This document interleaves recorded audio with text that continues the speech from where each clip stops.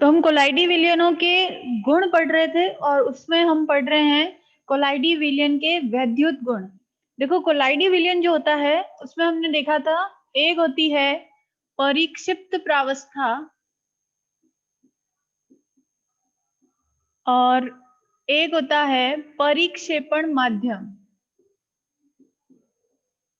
इन दोनों पदार्थों से ये मिलकर बना होता है। तो परिक्षिप्त प्रावस्था होती है, उस पर एक आवेश होता है, वो धनावेश हो सकता है या ऋणावेश हो सकता है। कोलाइडी कणों के स्थायित्व का एक प्रमुख कारण यानी कि कोलाइडी विलयन के स्थायित्व का एक प्रमुख कारण होता है उसकी जो परिक्षिप्त प्रावस्था है उस पर आवेश का होना। और सभी परिक्षिप्त प्रावस्था के जितने भी कण होंगे, जैसे सपोज कि ये कोई कोलाइडी विलयन है, उसमें ये परिक्षेपण माध्यम है और ये परिक्षिप्त प्रावस्था है, ठीक है। अब इस परिक्षिप्त प्रावस्था जो होती है उस पर सेम आवेश होता है। जैसे सपोज कि सब पर क्या है, धन आवेश है, पॉजिटिव चार्ज है, ठीक है। या ऐसा हो सकता है कि सारे जो परिक्षिप्त प्रावस्था के कण हैं उन पर क्या हो, ऋण आवेश यानी कि नेगेटिव चार्ज हो। अब ये समान आवेशित, एक समान आवेशित जो परिक्षिप्त प्रावस्था के कण हैं, ये एक दूसरे से क्या होंगे, प्रतिकर्षित होंगे, क्योंकि एक समान आवेश एक दूसरे को क्या करता है, प्रतिकर्षित करता है, जिससे ये कण ज्यादा एक दूसरे के पास आकर एक समूह नहीं बनाएंगे और बड़े इससे बड़े आकार के कणों का निर्माण नहीं कर पाएंगे। और यही रीजन होता है जो कोलाइडी विलयन जो होता है वो स्थायी होता है। तो कोलाइडी विलयन के स्थायित्व का मुख्य कारण क्या है, परिक्षिप्त प्रावस्था पर एक समान आवेश का होना। इस एक समान आवेश के कारण ये एक दूसरे को क्या करते हैं, प्रतिकर्षित करते हैं और उस वजह से ये पास पास आकर पुंजित नहीं हो पाते या समूहित नहीं हो पाते। तो पास पास आकर ये पुंजित या समूहित नहीं हो पाते हैं, नहीं हो पाते हैं और इसी वजह से ये जो होते हैं वो स्थायी होते हैं। तो यहाँ पर देखो, जैसे कि ये छोटे छोटे कण हैं, अगर ये इस तरह से दूर दूर है तब तक तो क्या है, कोलाइडी कण का स्थायित्व है। लेकिन जैसे ही ये पास पास में आ जाएंगे सारे कण इस तरह से, तो वो एक बड़े आकार के कण का निर्माण कर लेंगे, जिससे ये कण भारी हो जाएगा, गुरुत्व के कारण नीचे बैठ जाएगा और इसको कहते हैं कोलाइडी विलयन का स्कंदन। तो समझ में आया स्कंदन किसे कहते हैं। अगर ये कण क्या हो जाए, पुंजित हो जाए, ठीक है, तो ये कण भारी हो जाएंगे, भारी होने के कारण गुरुत्व के कारण ये क्या हो जाएंगे, नीचे बैठ जाएंगे। तो परिक्षिप्त प्रावस्था नीचे इकट्ठी हो जाएगी और परिक्षेपण माध्यम अलग हो जाएगा। जैसे ही परिक्षिप्त प्रावस्था और परिक्षेपण माध्यम अलग अलग हो जाएगा, इसको क्या कहेंगे, कोलाइड का स्कंदन हो जाना, या इसको हम अवक्षेपण भी कह सकते हैं। तो यहाँ तो इसका स्थायित्व क्या हो गया, खत्म। तो यहाँ आपको पता चल गया होगा, क्योंकि परिक्षिप्त प्रावस्था पर समान आवेश होता है, ये समान आवेशित कण एक दूसरे को प्रतिकर्षित करते हैं, इसके कारण ये एक दूसरे के पास आकर समूहित नहीं हो पाते हैं और इसी कारण से कोलाइडी विलयन का स्थायित्व होता है।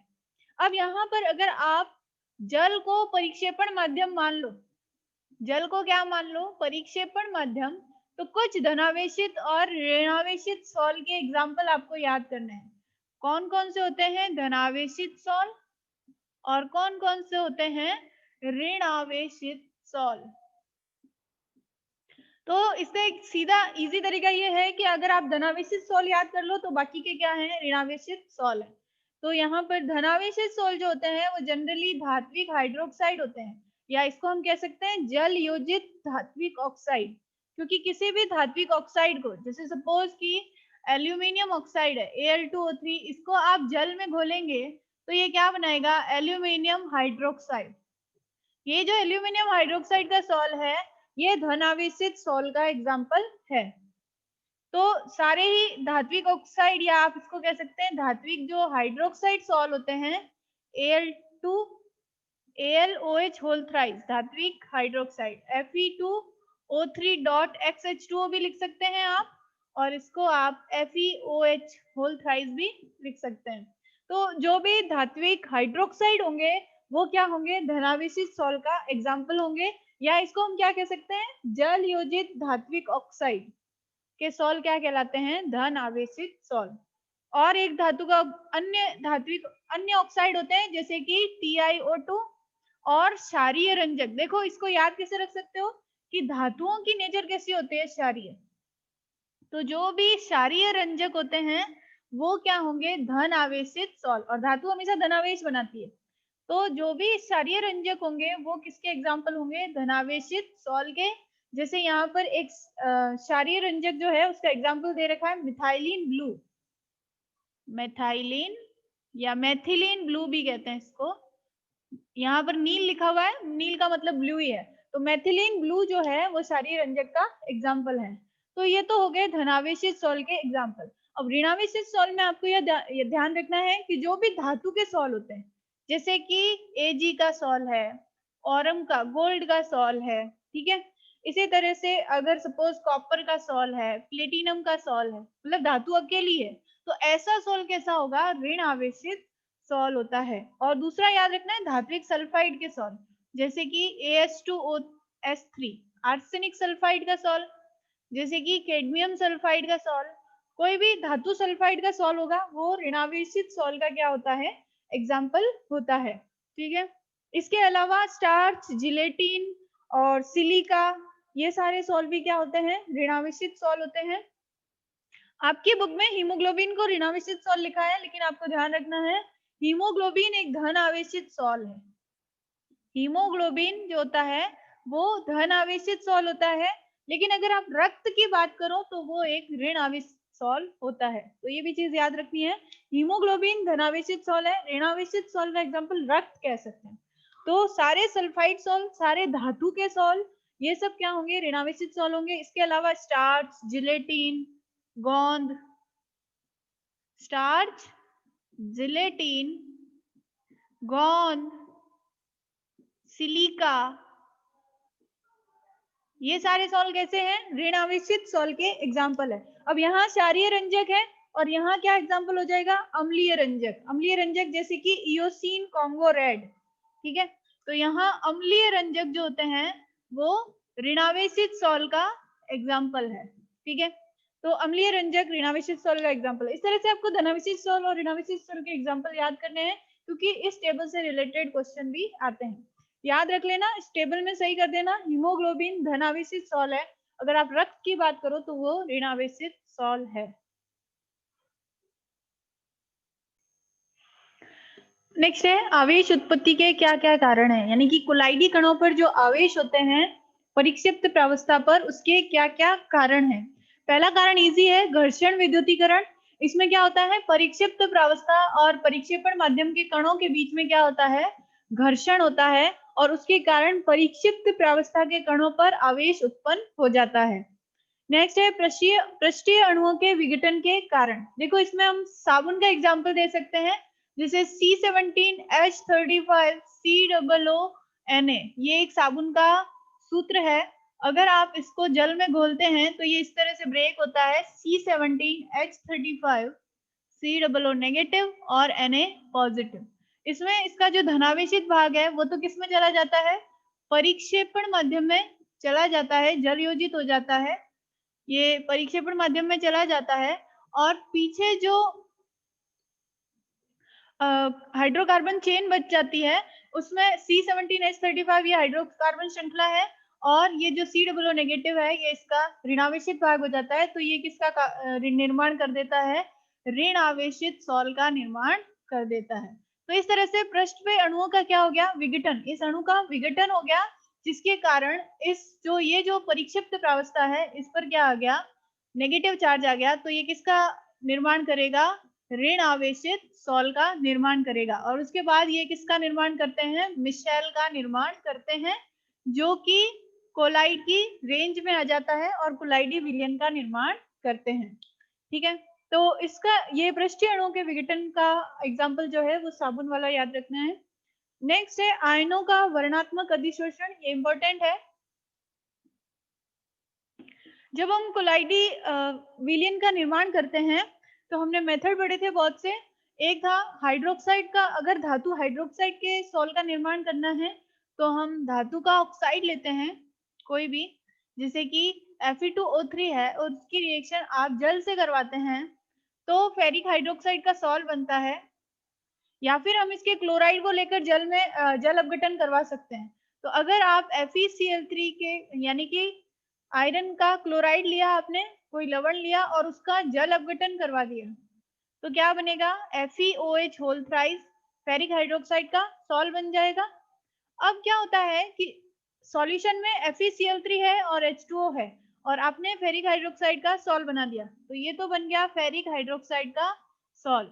अब क्या होता है कि सॉल्यूशन के अंदर FeCl3 जब ब्रेक होगा तो किसमें होगा? Fe3 पॉजिटिव और Cl नेगेटिव। तो यहाँ पर आपको ध्यान रखना है, देखो एक वर्ड आया है वर्णात्मक अधिशोषण। कोलाइडी विलयन जो होता है उसकी जो परिक्षिप्त प्रावस्था के कण है, FeOH होल थ्राइस से क्या बन जाएगा? परिक्षिप्त प्रावस्था। H2O क्या होगा इसमें? परिक्षेपण माध्यम, ठीक है। और उसके अंदर Fe3 पॉजिटिव और Cl नेगेटिव आयन जो है वो प्रेजेंट है।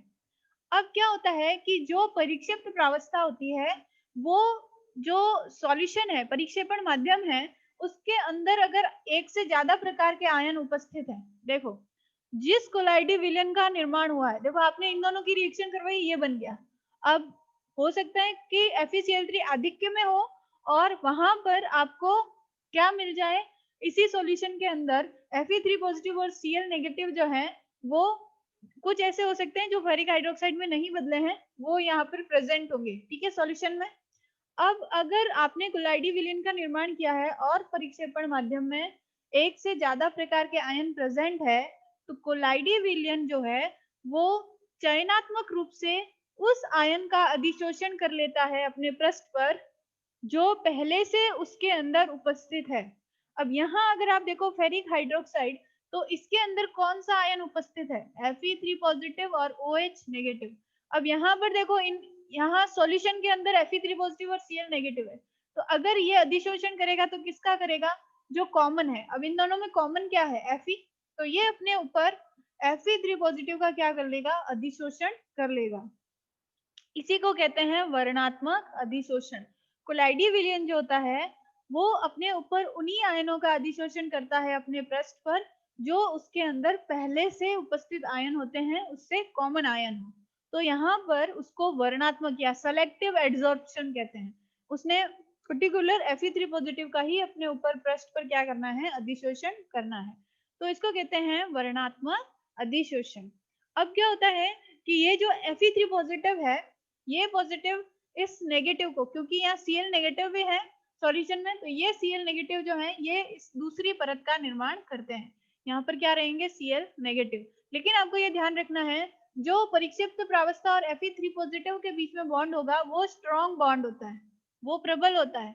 तो ये जो पहली परत बनती है आयन की परिक्षिप्त प्रावस्था के ऊपर, ये परत जो होती है वो स्थिर वैद्युत परत का निर्माण करती है। तो इसको तो कहते हैं स्थिर वैद्युत परत। और ये परत जो होती है ये इसके बीच में सिर्फ वंडरवॉल फोर्स ऑफ अट्रैक्शन के कारण प्रेजेंट है।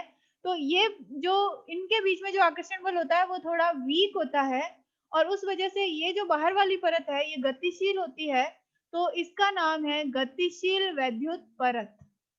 गतिशील वैद्युत परत, या इसको विसरित परत भी कहते हैं। इसको स्थिर परत और इसको कहते हैं विसरित परत, या स्थिर वैद्युत परत और गतिशील वैद्युत परत।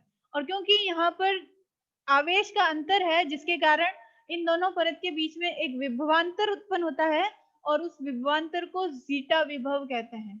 क्या कहते हैं? जीटा विभव। तो ये चीजें ध्यान रखनी है। तो यहाँ पर अगर आप इसको गोले में, जैसे आपको गोले में बना के बताया हुआ है, देखो ये FeOH होल थ्राइस जो है वो उसकी परिक्षिप्त प्रावस्था है, या ये कोलाइडी सॉल्यूशन है, फेरिक हाइड्रोक्साइड का सॉल है, ठीक है। ये अपने ऊपर Fe3 पॉजिटिव को क्या कर लेगा? सेलेक्टिव रूप से अधिशोषित कर लेगा, उसका वर्णात्मक अधिशोषण कर लेगा, क्योंकि ये इससे क्या है? कॉमन है, इसमें भी Fe3 पॉजिटिव प्रेजेंट है इसीलिए, ठीक है। तो इसको तो कहेंगे पहली परत को स्थिर परत।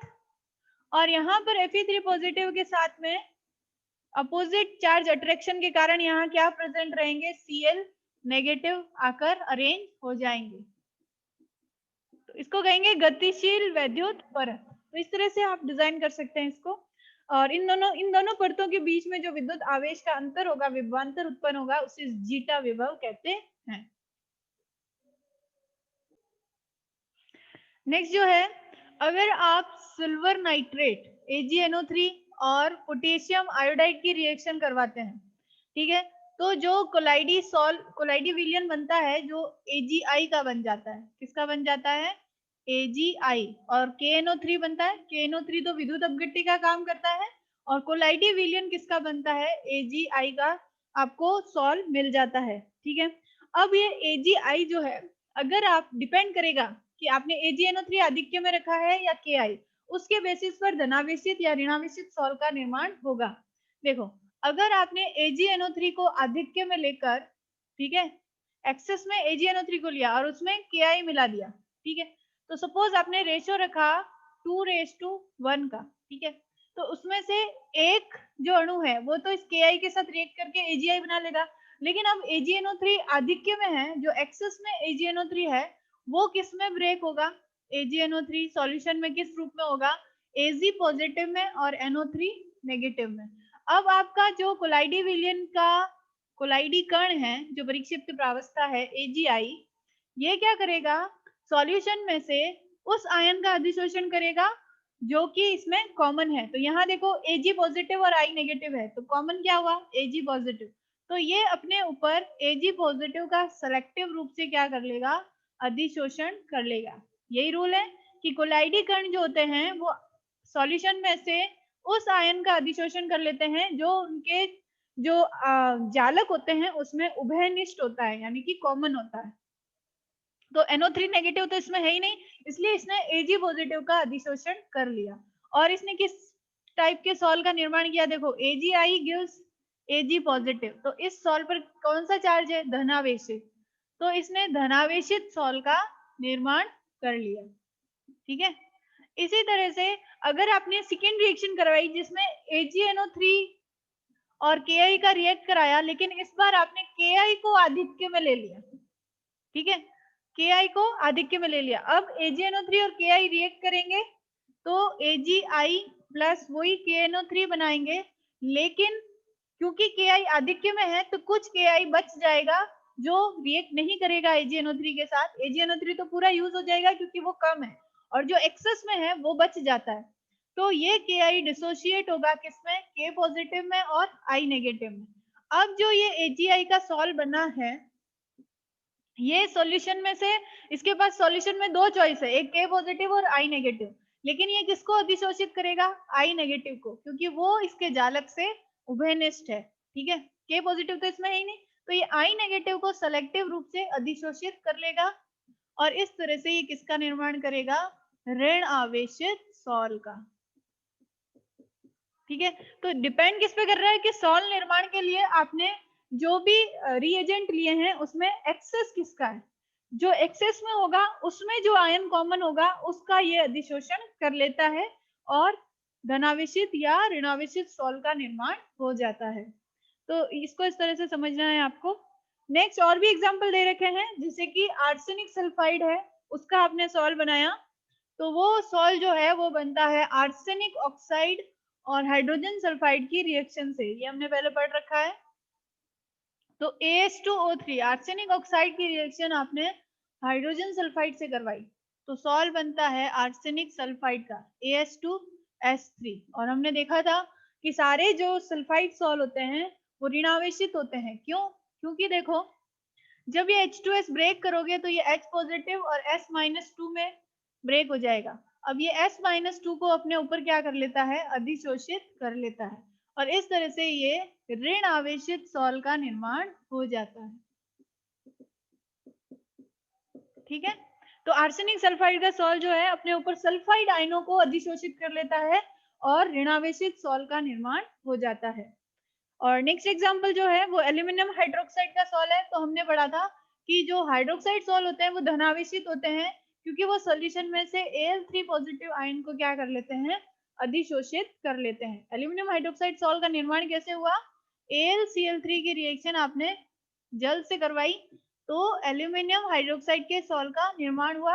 अब ये एल्यूमिनियम हाइड्रोक्साइड के कण जो है, क्लोराइडी कण, ये अपने ऊपर Al3 पॉजिटिव को अधिशोषित कर लेते हैं और धन आवेशित सॉल का निर्माण कर लेते हैं। तो इस तरह से आयनों के वर्णात्मक अधिशोषण से कोलाइडी कणों पर क्या आ जाता है, आवेश आ जाता है, और इसी आवेश के कारण कोलाइडी विलयन स्थायी होता है। नेक्स्ट है विद्युत कण संचलन।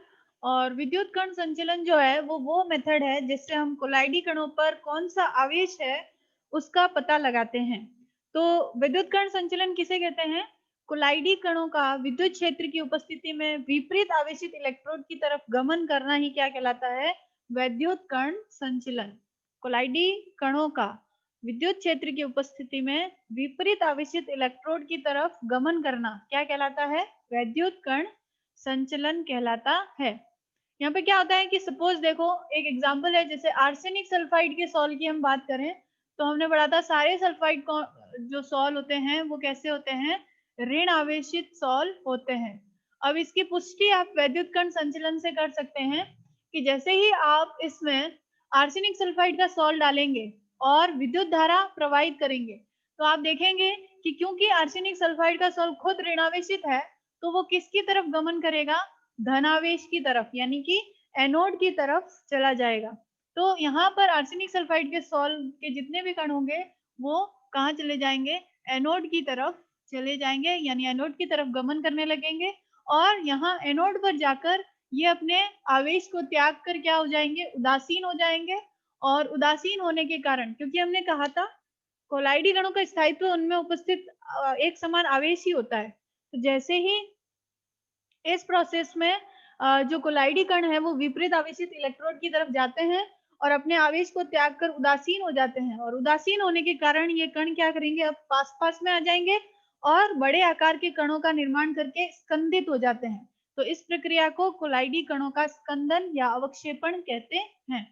तो यहाँ पर इससे आप कोलाइडी कणों का स्कंदन भी करवा सकते हैं इस विधि से, और आप ये भी पता कर सकते हैं कि कोलाइडी कण पर कौन सा आवेश है। और कोलाइडी कणों का एनोड की तरफ गमन कहलाता है ऋण कण संचलन। ठीक है, ऋण कण संचलन, क्योंकि ऋणावेशित कण जो है इसकी तरफ गमन करते हैं। हमेशा कोलाइडी जो कण होंगे वो विपरीत आवेशित इलेक्ट्रोड की तरफ गमन करते हैं। तो क्योंकि आर्सेनिक सल्फाइड का जो सॉल है इस पर नेगेटिव चार्ज है तो ये एनोड की तरफ गमन करेगा, और अगर आप किसी हाइड्रोक्साइड सॉल की बात करते हैं तो वो कैसा होता है? धन आवेशित होता है, तो वो कैथोड की तरफ गमन करेगा, जिससे पता चलेगा कि इस पर क्या है? पॉजिटिव चार्ज है। तो कैथोड की तरफ गमन करना तो कहलाता है धन कण संचलन, और एनोड की तरफ गमन कहलाता है ऋण कण संचलन। तो ये है वैद्युत कण संचलन, और इससे आप कोलाइडी कणों पर आवेश कौन सा है इसका पता लगा सकते हैं। नेक्स्ट है कोलाइडी विलयन का स्कंदन। आप कैसे कर सकते हैं किसी कोलाइडी विलयन का स्कंदन? तो एक तो हम विद्युत कण संचलन से ही कर सकते हैं कोलाइडी विलयन का स्कंदन। तो किसी भी कोलाइडी विलयन में आधिक्य में अगर उसको आप अवक्षेप में परिवर्तित कर दो तो इसी को हम क्या कहते हैं? स्कंदन कहते हैं। और ये होता है आधिक्य अपोहन द्वारा। देखो अपोहन हमने पढ़ा था जिसमें हम कोलाइडी विलयन को एक बैग में डाल देते थे और बाहर पानी जो है शुद्ध जल डालते थे और इसमें से विद्युत अपघट्य बाहर आ जाते थे। हमेशा याद रखो विद्युत अपघट्य की थोड़ी मात्रा कोलाइडी विलयन के स्थायित्व के लिए आवश्यक होती है। ठीक है, विद्युत अपघट्य की स्मॉल क्वांटिटी, थोड़ी मात्रा जो होती है वो किसी भी कोलाइडी विलयन के स्थायित्व के लिए जरूरी होती है। लेकिन अगर आप आधिक्य में डायलिसिस यानी अपोहन करवा देंगे, आधिक्य में क्या करवा देंगे?